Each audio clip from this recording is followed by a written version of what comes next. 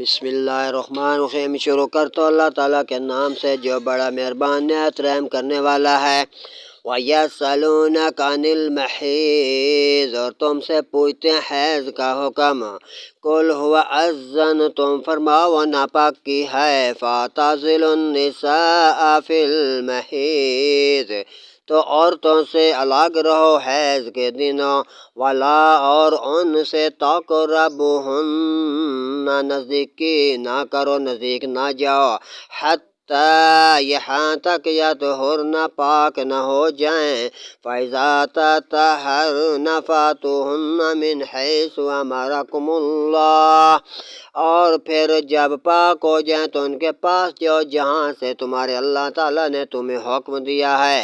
ان اللہ، بے شک یحب التوابین ویحب المتطہرین، اللہ پسند کرتا جب تم توبہ کرنے آؤ، اور اللہ تعالیٰ تمہیں پسند رکھتا ہے اور ستھروں کو بھی۔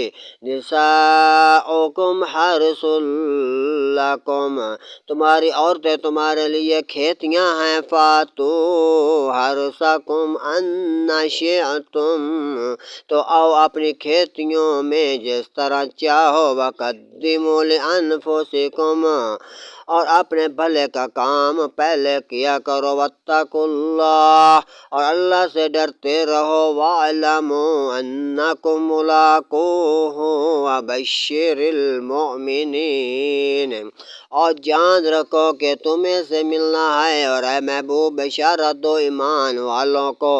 وَلَا تَجْعَلُوا اللَّهَ عُرْضَةً لِأَيْمَانِكُمْ أَن تَبَرُّوا وَتَتَّقُوا وَتُصْلِحُوا بَيْنَ النَّاسِ، اور اللہ کو اپنی قسموں کا نشانہ نہ بناؤ کہ احسان اور پرہیزگاری لوگوں میں صلح کرنے کی قسم کر لو۔